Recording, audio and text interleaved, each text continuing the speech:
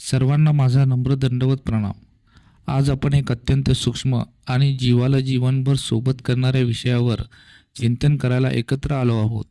तो विषय आहे पापातून मुक्त कसे व्हावे. भाऊ भगिनींनो, आपण जगात वावरतो, विविध कृती करतो, विविध विचार येतात, परिस्थिती बदलतात आणि या सगळ्यात कधीकधी आपण चुकीच्या मार्गावर जाऊन बसतो.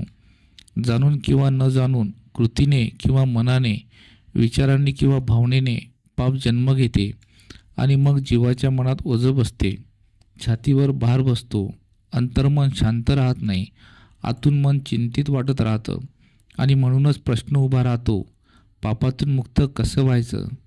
प्रिय हो, ही मुक्ती शब्दांनी नाही मिळत. ही मुक्ती फक्त कृती बदलल्याने नाही मिळत. ही मुक्ती मन शुद्ध झाल्याने मिळते आणि महानुभाव पंथात हा विषय अगदी स्पष्ट सांगितला आहे. श्री चक्रधर स्वामी म्हणतात, पापाचं मूळ मन आहे. मन दिशाहीन झालं की पाप जन्म घेते. मन सद्भक्तीकडे वळलं की पाप वितळून जाते.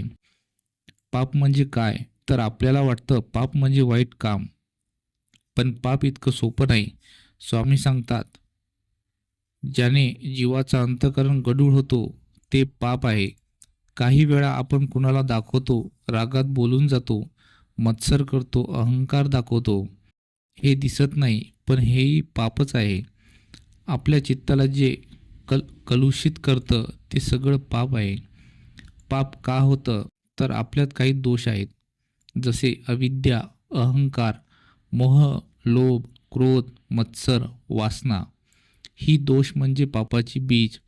ही बीज मनात पडली की विचार गडबडतात, निर्णय चुकतात, कृती बिघडते आणि मग सांगितलंही नाही तरी पाप वाढते. पापातून मुक्तीचा पहिला मार्ग म्हणजे नामस्मरण. प्रिय हो, नाम म्हणजे औषध, नाम म्हणजे अग्नी, नाम म्हणजे पवित्रता. जसं सूर्य उगवला की अंधार पळतो, तसंच नाम घेतले की पाप वितळतं. स्वामी म्हणतात, नाम हेच जीवाचं रक्षण करतं. जीव नामात रमता झाला की मन स्वतःच शुद्ध होऊ लागतं. विचार स्थिर होतात, चित्त शांत होतं आणि जिथं शांतता आहे तिथे पाप टिकत नाही. म्हणूनच पहिला उपाय म्हणजे अखंड नामस्मरण. दुसरा मार्ग आहे सत्य आचरण. महानुभाव पंथ सत्य यावर फार भार देतो. सत्य म्हणजे फक्त खोटं न बोलणं नाही. सत्य म्हणजे मनात जे आहे तेच वागण्यात असणे, कपट न करणे, दंभ न करणे, आडून काही न ठेवणे. मन आणि वाणी एकत्र आल्या की मन शुद्ध होतं. मन शुद्ध झालं की पाप कमी होते. तिसरा मार्ग आहे अहंकाराचे विसर्जन. अहंकार पापाचं सर्वात खोल मूळ आहे. मी श्रेष्ठ, माझं बरोबर, माझ्याशिवाय काही नाही, हा मीपणा जीवाला खाली ढकलतो. ज्या क्षणी जीव म्हणतो मी काही नाही, सर्व काही परमेश्वर आहे, तेव्हा पापाचं बीज जळायला लागतं. अहंकार सोडणं हीच सर्वात मोठी साधना आहे. चौथा मार्ग आहे परमार्थ. स्वामींनी सांगितले आहे, परमार्थी जीव पावन असतो. परमार्थ म्हणजे काय, तर स्वार्थासाठी नव्हे, परमेश्वरासाठी, जीवांसाठी किंचितही परतावा न मागता करण्यात येणारी सेवा. जेव्हा जीव परमार्थ करतो तेव्हा मन हलकं होते, दोष गळतात, पाप क्षीण होते, जीवाचा मार्ग प्रकाशित होतो. पाचवा मार्ग आहे आत्मपरीक्षण. भाऊ भगिनींनो, आत्मपरीक्षण म्हणजे जीवाचं आरशात पाहणं. रोज रात्री स्वतःला विचारा, आज मी कोणाला दुखवलं, माझ्या वर्तनात अहंकार आला का, मी कुठे चुकीचा विचार केला का, मी कोणावर अन्याय केला का. ही उत्तरं स्वतःला द्या. मनावर आरोप करू नका, पण मनाला दिशा द्या. जिथं चूक झाली आहे तिथं उद्या सुधारेल हा संकल्प करा.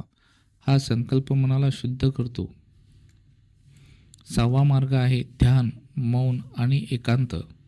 मनावरील नियंत्रण म्हणजे पापावर नियंत्रण. मन सतत धावतं, भूतकाळात, भविष्यकाळात, कल्पनेत, वासना, राग, लोभ यांच्यात. हे मन शांत करण्यासाठी ध्यान हवं, अंतर मौन हवं, एकांताचा काही काळ हवा, ज्यात मन स्वतःशी बोलते, स्वतःला समजते, स्वतःला शुद्ध करते. सातवा मार्ग आहे महापुरुषांचा अनुग्रह. महानुभाव पंथात एक अद्भुत वचन आहे, महापुरुषाची कृपा पाप जाळून टाकते. स्वामींच्या वचनात, त्यांच्या लीळांत, त्यांच्या अनुभूत ज्ञानात जीवाला दिशा मिळते. दिशा मिळाली की पापाचा अंधार विरतो. स्वामींच्या स्मरणात मन टिकवलं की पाप जीवाला स्पर्श करू शकत नाही. मुक्ती म्हणजे काय? तर पापातून मुक्ती म्हणजे रात्री झोपताना मन हलकं असणे, कुणाबद्दल राग नसणे, कुणाबद्दल सूड भावना नसणे, मन स्वच्छ, पारदर्शक, शांत असणे, परमेश्वराची अनुभूती येणे. जीव शांत झाला की मुक्ती आपोआप मिळते.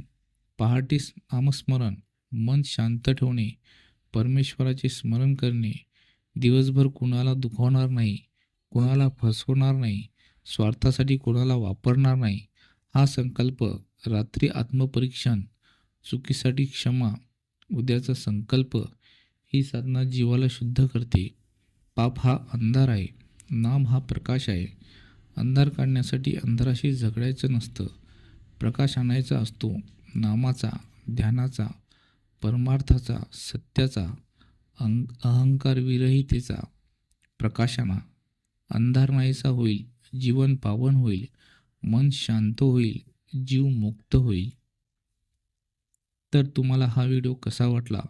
आपल्या प्रतिक्रिया नक्की कमेंटमध्ये कळवा आणि व्हिडिओ आवडला असल्यास इतरांनाही शेअर करा. आणि अशाच नवनवीन व्हिडिओसाठी आपल्या चॅनलला सबस्क्राईब करायला विसरू नका. पुन्हा भेटूया पुढील व्हिडिओमध्ये. जय श्री चक्रधर स्वामी. दंडवत प्रणाम.